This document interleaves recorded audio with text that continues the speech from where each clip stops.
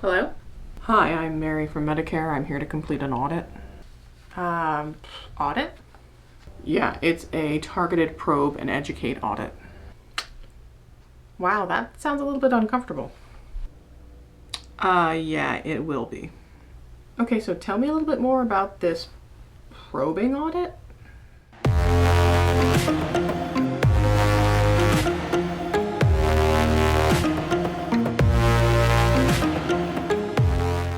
Hey everyone, I'm Victoria. I'm a medical coder, auditor, educator, and content creator, and on my channel I provide tips, tricks, and tutorials to help you be successful in a medical coding career.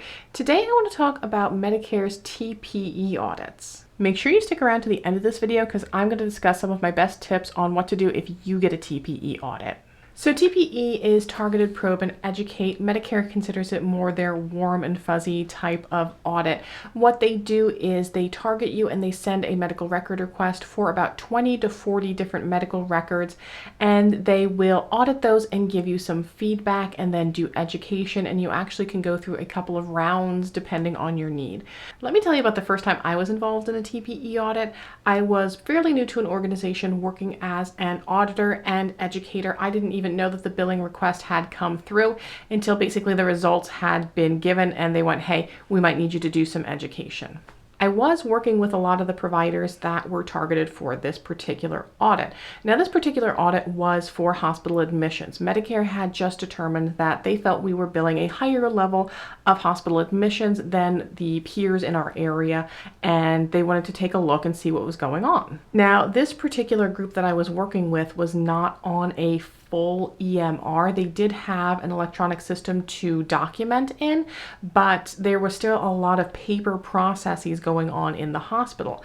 For example, when a teaching physician was working with a resident, the resident would write their note in the electronic system, but that attestation from the teaching physician saying, hey, I supervised this resident and was there and did an exam or whatever, was in the paper record.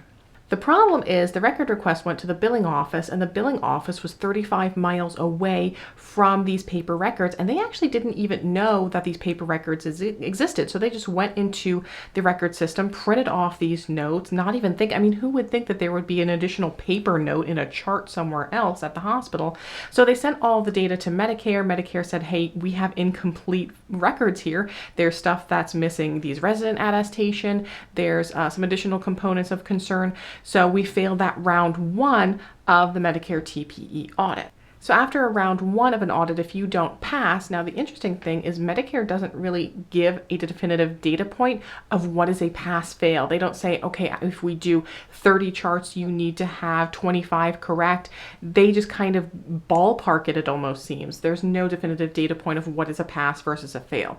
So they said that there was an education needed after the results of this audit. So they did some education, I did some supplemental education. And what happens after you go through round one and they determine you need to go to a second round is they give you about 45 days or so to kind of get things together and correct your actions, and then they will send a secondary request for another 30, 40 or so records.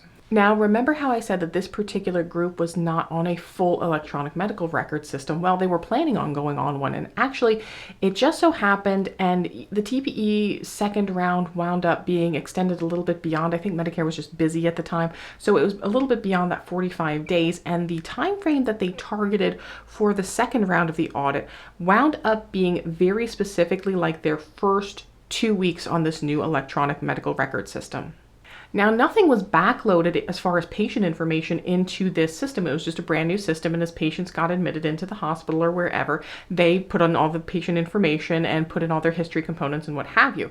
Well, what was happening though is patients were coming in through the emergency department, and say it was a 90-year-old stroke patient. Well, the emergency department isn't really as concerned about things like the patient's past family history because it's a 90-year-old stroke patient.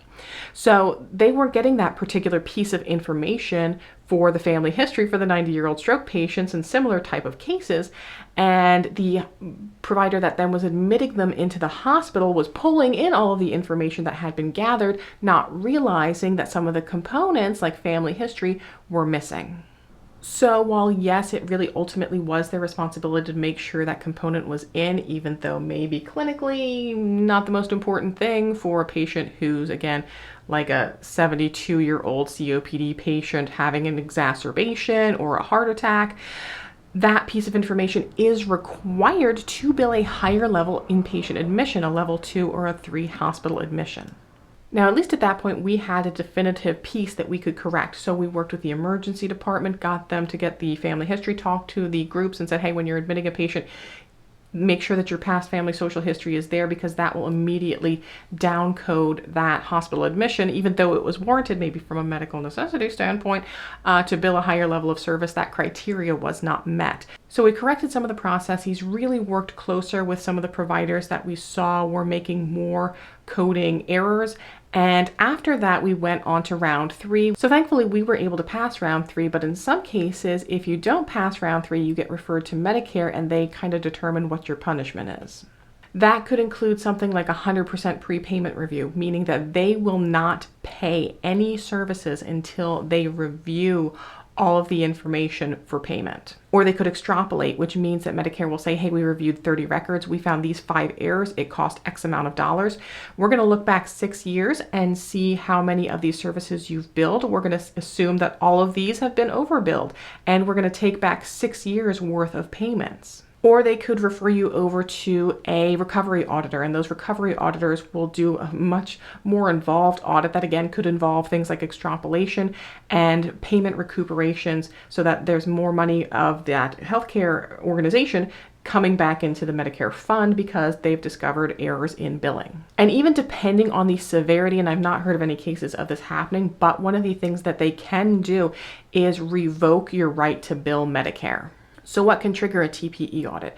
It could be, like in our case, you were billing higher levels of service that Medicare looked at and gone, not everyone's billing this high of a level. Let's take a look at it. It could be the amount of services that you're providing. Maybe you're providing a super high amount of office visits or a super high amount of surgeries. There are providers that have these impossible day scenarios where they say, hey, how the heck did you see 40 99215 patients in a day?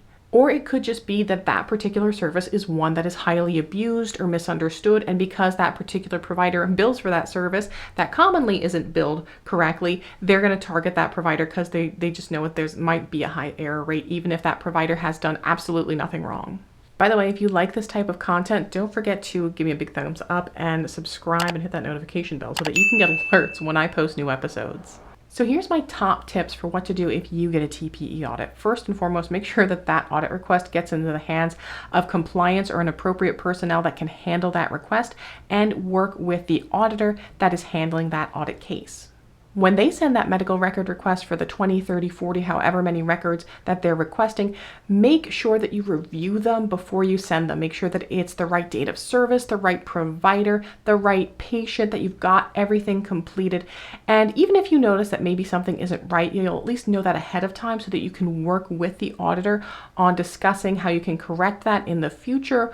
Or there might be some instances where they will allow you to add on to the documentation. Occasionally, if something like a signature is missing, they'll allow the provider to provide a signature attestation. And then really listen to your educator when they give you that feedback on your audit, so that you can make that correct action plan so that you don't go on and continue having rounds of TPE audits. And lastly, if they find something in an audit that you don't agree with, you can contest that and discuss it with your auditor and go, hey, look, this is our policy. This is how we do this type of information here and how we interpret it. We have a written policy because this is not defined by Medicare. So there are some instances where you can change the results of that audit. Now, you can't do things like change your documentation and put in exam areas that weren't actually in there originally, but they may give you a little bit of flexibility in certain specific areas. So what do you think of the TPE process? Do you think 3 strikes you're out is fair for providers? Definitely let me know in the comments below. And hey, if you are someone who is interested in making the transition from coder to auditor, boy, do I have a video for you. I'm going to link it in the card.